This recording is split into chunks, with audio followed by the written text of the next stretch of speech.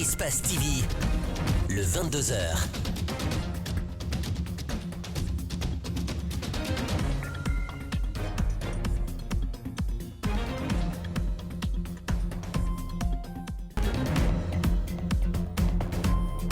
Nappe d'algues est visible sur une bonne partie de la corniche de Téminetaï. Comment comprendre cet envahissement de la bordure de mer et de la presqu'île de Kaloum en attendant d'y répondre? Ce qui est déjà perceptible, c'est la galère des pêcheurs. Ils sont obligés de fuir les côtes. Le parquet général près la cour d'appel de Conakry est formel. En cas de trouble à l'ordre public, le FNDC devra répondre. Un avertissement à moins de 72 heures de la manifestation du front. Manifester est un droit constitutionnel soumis à des préalables et a rappelé l'avocat du parquet général dans une communication ce mardi. Et puis, triste nouvelle pour la culture guinéenne, le célèbre saxophoniste guinéen Maître Barry n'est plus. Une annonce ce mardi de la famille à partir de la France où il a rendu l'âme. Chef d'orchestre, percussionniste, flûtiste et saxophoniste virtuose, Maître Barry fait partie de ces grands noms de la culture africaine. Ce sont les titres. Bonsoir et bienvenue à tous.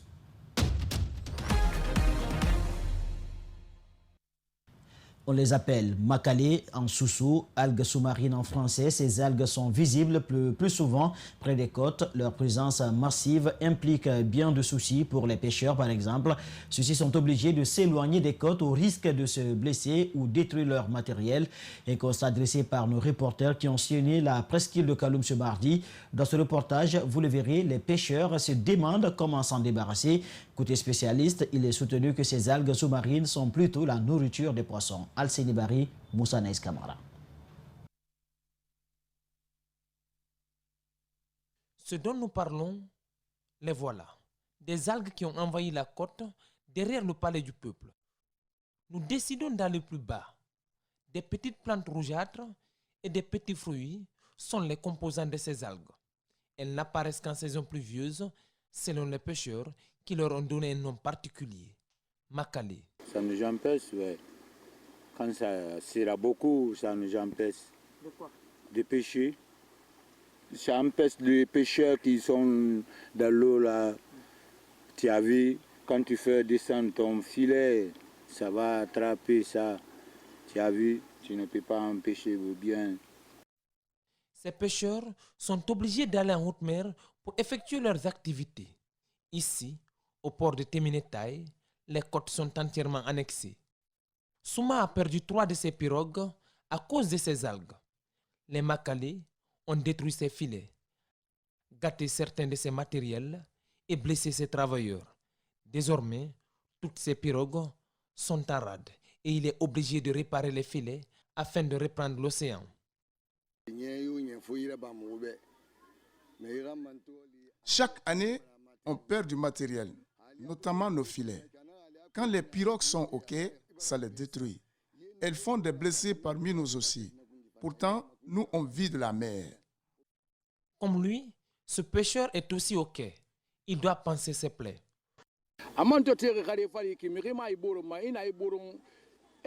Cela fait 15 ans qu'on constate ces macalés dans ce port. Quand tu les piétines, elles te blessent. Elles m'ont blessé. J'ai été obligé de me rendre à l'hôpital. Pour les spécialistes, ces macalés sont appelés algues sous-marines. Elles ne sont pas dangereuses pour la santé. Elles sont plutôt la nourriture des petits poissons. Autrefois considérée comme le poumon vert de la ville de Conakry, la forêt de Kakimbo, dans la commune de Ratoma, est aujourd'hui menacée par les occupations anarchiques. Les dépôts d'ordures et autres activités pratiquées à l'intérieur et aux environs de cette forêt contribuent au rétrécissement de cet endroit. Conséquence, sur une superficie de 115 hectares, il n'en reste plus qu'une dizaine. Maria Mabouibari, Ibrahima Sori Kamara. Avec ses grands arbres et son paysage luxuriant, la forêt de Kakimbo regorge une importante biodiversité qui aujourd'hui disparaît petit à petit. Les actions anthropiques se multiplient davantage sur cet endroit classé patrimoine mondial de l'UNESCO. Il y a une très grande occupation anarchique et surtout des activités qui se passent là qui ne vont pas dans le bien de la forêt surtout. Si vous allez de ce côté, vous verrez par exemple qu'il y a des cabarets où on vend du n'importe quoi et ce n'est pas bien pour la forêt, ces activités pareilles. En plus du dépotoir d'ordures à la rentrée de Kakimbo, une bonne partie de cette forêt est occupée par des mécaniciens. Ils disent avoir obtenu l'autorisation des autorités de la commune de Ratoma. Non, nous on est arrivé ici dans l'autorité de la commune. C'est la commune qui nous fait assis ici là, depuis 2014 jusqu'à maintenant là. Quand l'État a besoin d'ici là, on n'est pas préavis ou bien chose comme ça là. Décrétée d'utilité publique en 1944, la forêt de Kakimbo a été classée patrimoine mondial à cause de son important microclimat pour la ville de Conakry. Pour préserver cet acquis, certains occupants disent s'investir dans la préservation de ce site. Nos combats, c'est pour préserver la forêt là, pour ne pas que le feu se produise ici. Le 2 avec la sortie de menace. Donc on fait tout, mais on laisse les bois à sa place. On les préserve pour ne pas que ça se gâte. Parce que c'est important pour tout le monde. Ni moi, ni un autre. Donc c'est important pour tous les Guinéens. À la commune de Ratoma, nos tentatives de rencontrer et d'échanger avec les responsables des services des eaux et forêts sur ces occupations anarchiques sont restées vaines. Autre sujet dans l'actualité nationale, je vous l'annonçais dans le sommaire, le parquet général près la cour d'appel de Conakry met en garde contre toute manifestation pouvant conduire à un trouble à l'ordre public. Cette communication du parquet intervient à moins de 112 heures de la manifestation du Front national pour la défense de la Constitution, FNDC. Je vous propose un extrait de la déclaration du substitut du procureur. En dehors du cadre juridique, toute action tendant à braver l'interdiction légale de manifestation par les autorités en charge de maintenir l'ordre public constitue le délit de participation délictueuse à une manifestation ou à une réunion publique passible de poursuites judiciaires tant contre les organisateurs que les participants. Le parquet général, conformément aux articles 41 et 44 du Code de procédure pénale, instruit les procureurs d'instances compétents qu'en cas de constatation de violation ou de trouble à l'ordre public, d'engager sans délai les poursuites judiciaires contre les organisateurs des manifestations interdites projetées, sans préjudice des poursuites judiciaires contre toute autre personne qui violerait les dispositions précitées. La Guinée a volontairement accepté 203 recommandations du Conseil des droits de l'homme sur 213 qui lui avaient été proposées. Ces propos sont du représentant du commissariat des Nations Unies aux droits de l'homme en Guinée, Dr Patrice Vahar, à la tête d'une délégation, a félicité le nouveau ministre de la Justice et garde des Sceaux pour son engagement dans la protection et la promotion des droits de l'homme. Parmi ceux-ci, le dossier du 28 septembre. Mamadou Sadio Baldé. Nous avons rencontré un ministre d'Action et un ministre d'Action s'apprécie à l'action, affirme le représentant du commissariat des Nations Unies aux droits de l'homme. La question de la protection et la promotion des droits est un chemin qui requiert beaucoup d'étapes, enchaîne-t-il. Un engagement salué à juste titre. C'est déjà un très bon départ et j'ai compris aussi qu'il n'a pas eu de temps à perdre dès sa nomination pour se familiariser très rapidement avec les dossiers qui sont les plus importants. Parmi les dossiers les plus importants, le procès des massacres du 28 septembre 2009, des tueries et viols orchestrés sous une transition. La junte d'alors est accusée. Plus de 10 ans après, c'est une autre junte qui est sur le point d'apporter la lumière sur ces événements. Nous nous sommes félicités de la déclaration faite par le président de la transition de ne pas encore offrir aux victimes et à leurs parents un autre anniversaire avec des promesses que ça se tiendra l'année d'après. On ne pouvait qu'être mobilisé dans ce sens-là. Le nouveau chef du département de la justice réitère l'engagement du président de la transition à organiser ce procès. Les questions de droits de l'homme doivent être prises en compte dans toutes nos actions prioritaires. Et l'une des raisons d'ailleurs pour laquelle nous sommes engagés par rapport à la tenue très prochaine du procès du 28 septembre, dont vous avez suivi tout le parcours. La communauté internationale apporte un grand soutien dans l'organisation de ce procès, ce que la Guinée reconnaît à juste valeur. Nous sortons vraiment très contents de l'engagement de la communauté internationale à accompagner le gouvernement de la République de Guinée à travers le département de la justice. Si ce procès se tenait, ce sont plusieurs dizaines de familles qui seront soulagées. De son côté, l'État aura évacué un dossier qui lui colle depuis 13 ans. Rien ne va entre la Caisse nationale de sécurité sanitaire et la Guinée Assistance médicale, une société avec laquelle il existe une convention sur la gestion d'un centre de diagnostic mise en place par la Caisse. Selon la convention, la gestion du dit centre revient intégralement à la GAM, ce qui n'aurait pas été respecté par le DG de la Caisse nationale de la sécurité sociale. Aujourd'hui, les avocats de la GAM l'accusent d'abus de fonction et le traduisent en justice. C'est un reportage signé Djibril Mamadou Malal Baldé, Meshak Sonda Kourouma. En outrepassant l'accord qui confère à la GAM la seule disposée à gérer le centre de diagnostic, le DG de la Caisse nationale de la sécurité sociale prend une décision de nommer un médecin conseiller responsable à la tête de la structure. Une décision qui sonne le glas de la coopération. Nous sommes au tribunal de première instance de Kaloum. La société porte l'affaire en justice. Nous reprochons à Bakary Sylla un abus de fonction. La gestion ayant été confiée intégralement à la GAM, et elle a seule la charge de recruter le personnel. Comme une préparation avant l'action, l'accusé avait déjà émis cette intention que la GAM a dénoncée.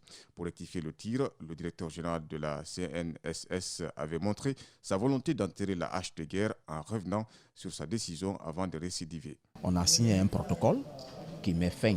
Il renonce à sa décision. À notre grande surprise, le 19, il a pris une autre décision pour désigner directement un médecin conseil.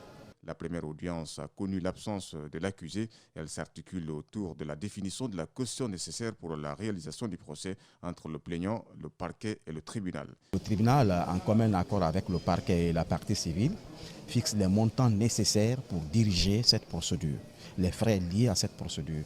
Donc l'audience d'aujourd'hui, c'était pour fixer cette consignation qui a été fixée à hauteur de 4 millions. La sanction pour abus de fonction équivaut à 2 ans de prison au minimum ou le paiement d'une amende, confie l'avocat de la partie civile.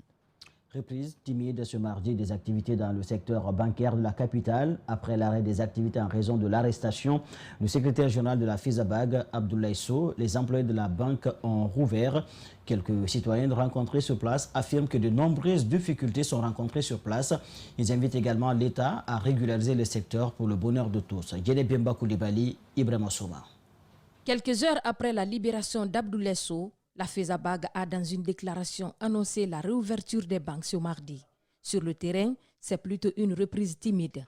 Les citoyens venus effectuer des transactions dénoncent un retard inhabituel dans le processus. Vous voyez l'affluence, il y a tout un monde et je suis sur la 28e place. Donc il va falloir que je patiente plusieurs heures encore avant peut-être de rentrer en possession de mon argent. C'est pas facile. Les gens souffrent beaucoup et ils sont là. Quand on vient, il nous fait attendre pour ne rien, quoi. Ça me attriste un peu, quoi, parce que là, je suis un peu pressé, quoi. Une fois ici, je dois couper un reçu pour le passeport. Je dois me rendre après à Koleya, donc si je vois ça, ça ne me donne pas espoir, quoi, d'attendre beaucoup. Du retard, de la lourdeur, ces clients de banque s'impatientent. Ils ne comprennent pas. Ils souhaitent que les responsables de banque s'investissent pour finir avec ces problèmes. Ils doivent aussi savoir que les gens aussi, comment dirais-je, ils ont besoin de cette banque. Les gens sont en urgence, quoi. Vous voyez, donc ils ne devraient même pas dire que c'est sauf à 10h30. S'ils voient les gens ici, ils sont pressés de venir vite faire leur boulot, quoi. Ce que moi j'aimerais leur dire, c'est d'essayer de comprendre les gens. Parce que les gens souffrent beaucoup. Et ils sont là. Quand on vient, il nous fait attendre pour ne rien, quoi. Comme annoncé, c'est effectivement à 10h que les banques ont rouvert. Nous avons essayé de comprendre, mais les responsables de banques sur place n'ont pas accepté de répondre à nos questions. Après leur licence, ils souhaitent faire leur master. Cette autre étape des études est pour beaucoup difficile à accomplir et pour cause problème de financement et bien d'autres raisons. Les bourses de l'État sont des opportunités que des aspirants veulent saisir, une occasion qui ne s'offre pas à tous. Le reportage de Fodé Ibrahim Bangoura et d'Aboubacar Din Kamara. Ces étudiants de l'Université Générale Lansana Conté font partie de ceux qui veulent faire le master. Les tarifs de ces cours de master varient entre 15 et 20 millions de francs guinéens. Tout dépend de la filière dans cette université. Ils tentent leur chance pour être sur la liste des 5000 candidats demandés par le ministère de l'Enseignement supérieur, de la Recherche scientifique et de l'Innovation. Bon, ce qui m'empêche réellement, c'est le problème de moyens. Parce que vous savez, ce n'est pas facile de faire le master. Le coût est élevé, on demande à 16 millions, à 18 millions, ça dépend des départements. Le fait que l'État, n'est-ce pas, a occasionné certains étudiants de faire le master, je profite de l'occasion de faire mon master avec eux. Le vice-recteur chargé de la recherche de la dite université ne reste pas indifférent face aux propos de ses étudiants. Faculté des sciences économiques, nous avons 23 millions. Et si vous prenez faculté de lettres, sciences sociales, si nous prenons sciences sociales, on a 18 millions. Et on ne parlera pas de l'Occident où un master coûte 4 000 à 5 000 euros. Ça va faire 50 millions de francs guinéens à 100 millions de francs guinéens par 2 ans. Cet enseignant-chercheur appelle l'État à s'engager à accompagner les 15 premiers dans les universités pour accéder au master ou tenir des concours pour sélectionner les meilleurs. Lorsqu'on se met par exemple d'accord sur le principe que ceux qui sont méritants, les 15 premiers sur la base de critères de moyenne, puissent d'office accéder au master, ça permettrait sur la base du mérite d'encourager les gens donc à avoir des études approfondies. La seconde chose aujourd'hui, c'est peut-être de faire des concours aussi. Concours pour une catégorie de gens que l'État puisse par exemple prendre le tiers. Depuis 2017, le ministère de l'Enseignement supérieur, de la Recherche scientifique et de l'Innovation facilite à 50 000 étudiants dans toutes les universités guinéennes d'accéder au master selon le secrétaire des syndicalistes de l'université de Sonfonia. L'entretien et la rénovation des 4 ponts sous le fleuve Concouré à Tanene ont été remportés par Modèle Fer, une filiale de Metal Plus. Le délai contractuel est de 2 mois. Les travaux sont exécutés à hauteur de 60% selon le directeur préfectoral des infrastructures et des transports de Dubrika. Ce lundi, le maître d'ouvrage était sur le chantier pour constater de visu l'évolution des travaux. Mamadou Kalisso, Thierno Sadoba. Des ordi aux chassereaux, en passant par les gardes-grèves et contre-ventements, tout doit être revu. Les éléments défectueux sont remplacés par de nouveaux. On a à peu près remplacé depuis le premier pont jusqu'à maintenant, là on a pu remplacer les 160 ouvriers présentement. Mais ce n'est pas fini, on va continuer à remplacer. On peut aller finir les 4 ponts et retourner voir les éléments qui sont sensibles d'être changés. On les change pour que ça soit vraiment bien réparé. Le travail s'effectue sous la protection de la gendarmerie routière. La circulation est coupée par intermittence pour permettre à l'entreprise de travailler. De part et d'autre, des usagers s'impatientent. C'est une entreprise qui travaille et l'État doit prendre ses responsabilités, qu'on règle ça et que les gens souffrent moins, quoi. Sinon c'est un calvaire, c'est un calvaire. Il y a des vieilles dames, il y a des gens qui reviennent de la Mecque, il y a des urgences, on ne peut pas tout expliquer, quoi. Le directeur préfectoral des infrastructures et des transports de Dubrika dit comprendre le désagrément causé aux usagers.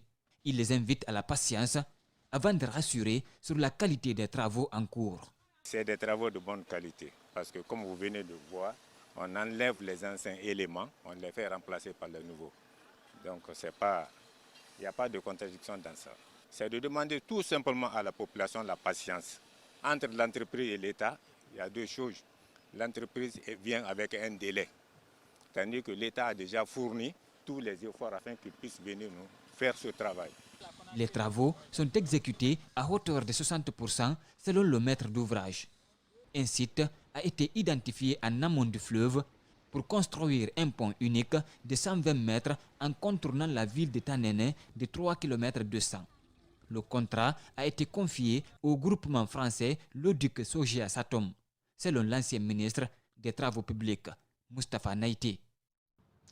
Les méthodes contraceptives telles que le stérilet, les pilules et l'implant sous-cutané permettent de se protéger sur une longue durée contre les grossesses non désirées. Une option qui intéresse bien de femmes en Guinée. Qu'en est-il réellement? Faut-il craindre des méfaits? Fatoumata Touré et Yacouba Traoré sont allés à la rencontre d'un spécialiste pour entendre ses réponses à toutes ces questions. Suivez. En Guinée, des produits pour lutter contre des grossesses non désirées sont pris par des femmes, parfois sans aucune prescription ou consultation d'un médecin. La plupart des personnes utilisent différentes méthodes de contraception au cours de leur vie. Cette jeune fille, sous l'anonymat, nous raconte sa mésaventure. Je saignais. À chaque fois que je voyais, je pouvais voir 2 semaines, voire 1 mois. 2 fois même, ça m'arrivait de ne même pas voir. Je l'ai mis parce que je ne voulais pas de grossesse non désirée. C'est ce qui m'a poussé à le mettre.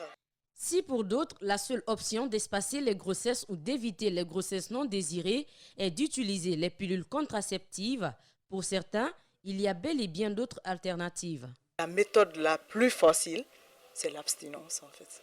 Mais par contre, il y a une meilleure façon si tu ne peux pas t'abstenir, il y a une autre meilleure façon, c'est de savoir compter ses jours. Là, tu es épargné des problèmes en fait. La contraception a effectivement des effets secondaires. Je pense que c'est le message qui n'est pas bien passé. Sinon, quand tu dis à une patiente, quand tu mets une méthode de planification, il y aura un changement dans le mode de saignement, elle va s'attendre à ça et quand c'est trop, elle reviendra te voir. Quand il y a une aménorrhée, c'est-à-dire quand elle ne voit pas de règles, elle peut faire 1 an sans voir les règles, 2 ans. Ça ne s'accumule pas dans le corps, ce n'est pas grave.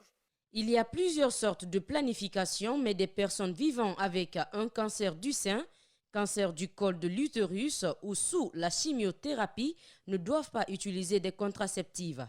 Selon les données, la plupart des femmes en âge de procréer utilisant la contraception moderne est passée de 28% en 1970 à 48% en 2019.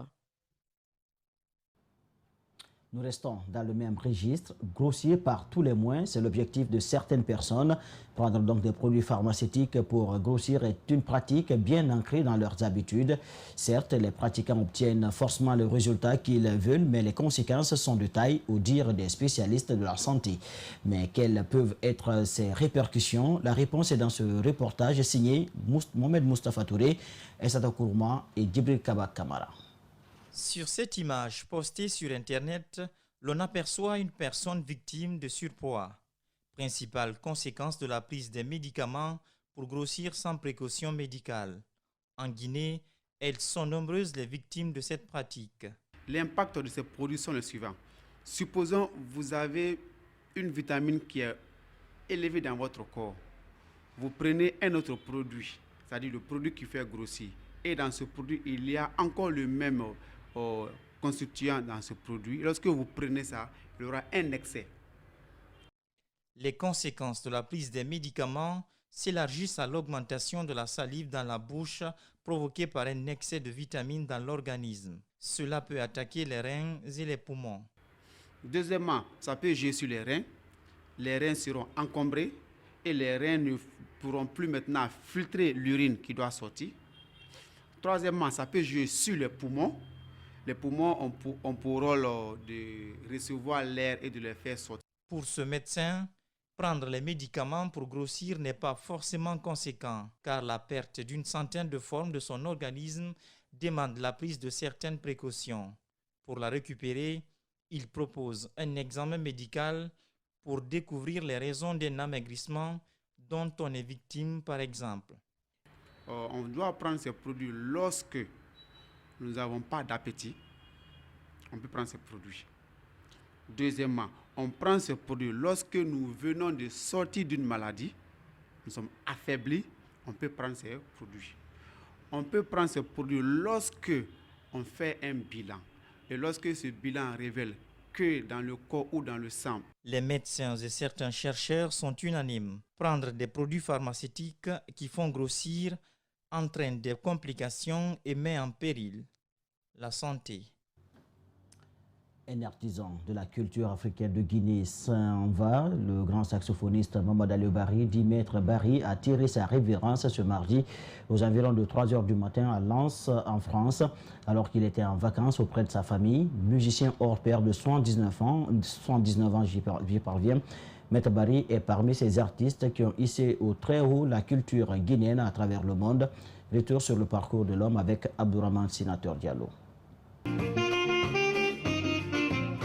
Né en 1947 à Kindia. Mamadou Aliou Bari, alias Maître Bari, était un auteur-compositeur, saxophoniste virtueuse. Enseignant de profession devenu musicien par passion, Maître Bari reçoit ses premières leçons musicales auprès de son père, Mamadou Ribari, accordéoniste et batteur de l'orchestre Le Pavillon Bleu de Kindia dans les années 1940. Il découvre son instrument de prédilection après s'être révélé dans son quartier d'enfance comme meilleur percussionniste. Et c'est de là que tout est parti. Quelques années après, Maître Bari a été initié à la théorie musicale auprès d'un professeur nord-coréen. Saxophoniste de talent, Maître Bari a été chef d'orchestre de la formation emblématique du Kaloum Star de Conakry, de Gombo Jazz, des Amazones de Guinée et surtout de l'Afro Groove.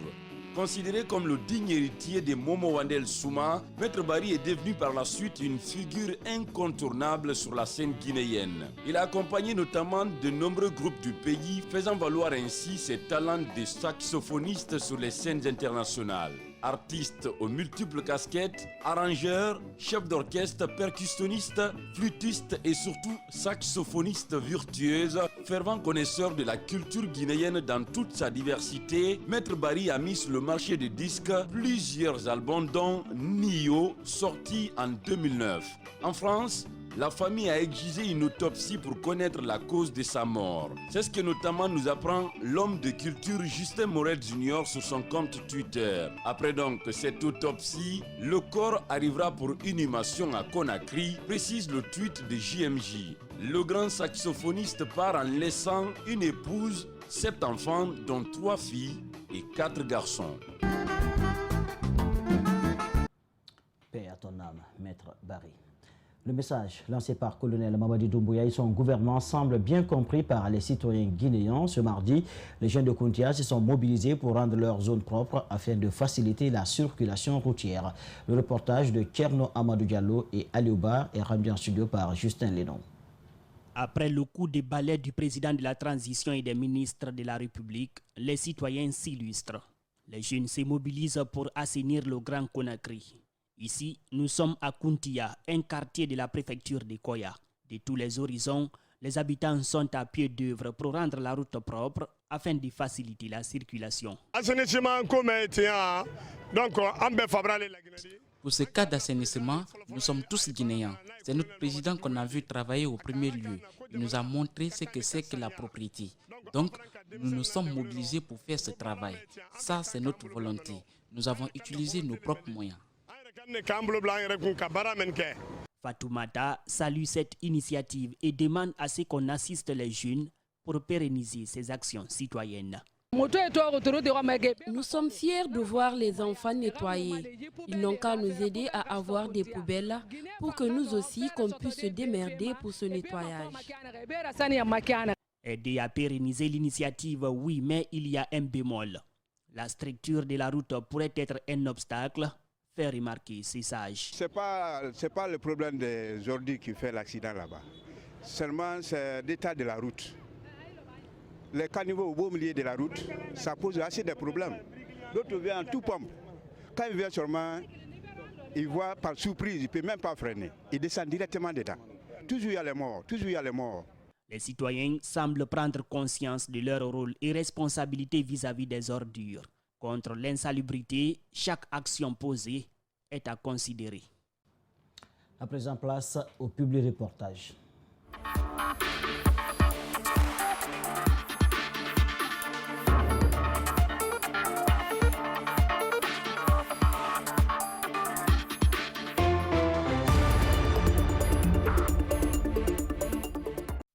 La finale du tournoi doté du trophée Mohamed Aoui, officier chargé des opérations régionales Rome Nord Bokeh, s'est joué ce week-end au stade 1er mai de Kakandé. Elle a opposé la formation d'étoiles de Kakandé à celle de Tiko de Tamakene. Essatou Kisogalo.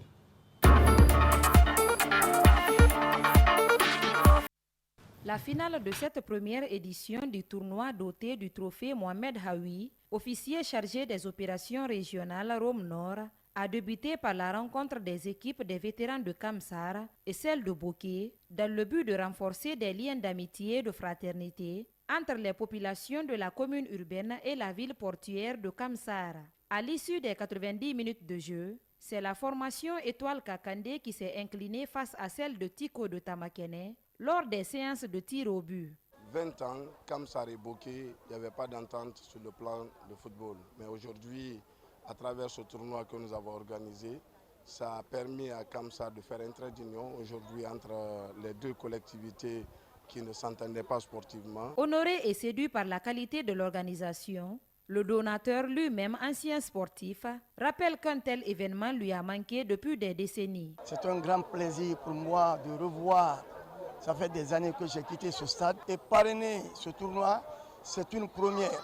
Et cette organisation va se doubler, on va faire beaucoup d'efforts pour que Bokeh et Kamsa partent ensemble. L'esprit d'équipe et le fair play ont caractérisé ce tournoi qui a mobilisé 16 équipes en élimination directe.